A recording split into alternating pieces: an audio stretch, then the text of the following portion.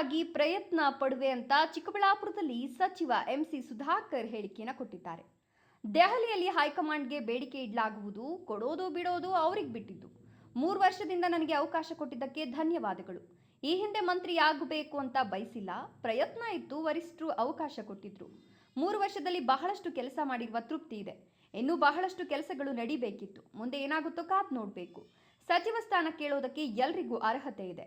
ಇನ್ನು 3ನೇ ತಾರೀಕು ಸಂಪೂರ್ಣ ಸಚಿವ ಸಂಪುಟ ನಿರ್ಮಾಣವಾಗುತ್ತಾ ನೋಡಬೇಕಿದೆ. ಪಕ್ಷ ಏನೇ ತೀರ್ಮಾನ ಮಾಡಿದ್ರು ಅದಕ್ಕೆ ನಾನು ಬದ್ಧನಾಗಿದ್ದೇನೆ. ಮತ್ತೆ ಸಚಿವರಾಗಬೇಕೆಂಬ ಎಲ್ಲರ ಒತ್ತಡ ಇದೆ. ನಾನು ಸಚಿವ ಸ್ಥಾನಕ್ಕೆ ಪ್ರಯತ್ನ ಮಾಡ್ತೇನೆ. ಯಾರಿಗೆ ಕೊಡ್ತಾರೆ ಅನ್ನೋದನ್ನ ಕಾದ್ ನೋಡಬೇಕು ಅಂತ ಚಿಕ್ಕಬಳ್ಳಾಪುರದಲ್ಲಿ ಸಚಿವ ಎಂಸಿ ಸುಧಾಕರ್ ಹೇಳಿಕೆಯನ್ನು ಕೊಟ್ಟಿದ್ದಾರೆ. ಬಹಳ ಸಂತೋಷದಿಂದ ನನಗೆ ಅವಕಾಶ ಕೊಟ್ಟಿದ್ದಕ್ಕಾಗಿ ಅವರಿಗೆ ಧನ್ಯವಾದ ಹೇಳ್ತೇನೆ. ಅದರಿಂದ ಹಿಂದೇನೂ ನಾನು ಮಂತ್ರಿ ಆಗಲೇಬೇಕು ಅಂತಕ್ಕಂಥ ಬಯಕೆ ಇರಲಿಲ್ಲ. ಒಂದು ಪ್ರಯತ್ನ ಆಯಿತು, ಅದಕ್ಕೆ ವರಿಷ್ಠರು ನನಗೆ ಅವಕಾಶ ಮಾಡಿಕೊಟ್ಟಿದ್ದರು. ನನಗೆ 3 ವರ್ಷದಲ್ಲಿ ಭಾಳಷ್ಟು ಕೆಲಸ ಮಾಡಿರ್ತಕ್ಕಂಥ ತೃಪ್ತಿ ಇದೆ.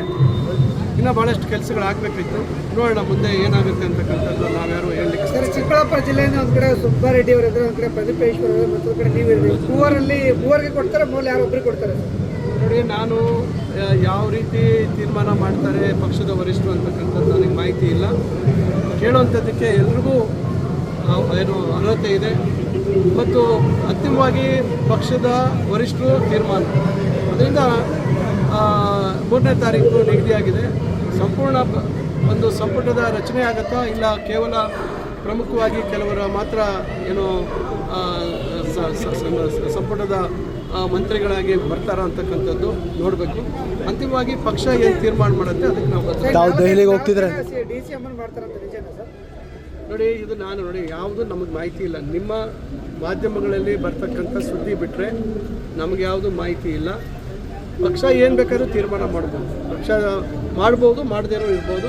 ಅಂತಿಮವಾಗಿ 3ನೇ ತಾರೀಕು ಸ್ಪಷ್ಟತೆ ಸಿಗುತ್ತೆ. ತಾವು ದೆಹಲಿಗೆ ಹೋಗ್ತಿದ್ದೀರಾ ಸರ್? ನಾನು ಹೋಗ್ತಾ ಇದ್ದೀನಿ. ನಮ್ಮ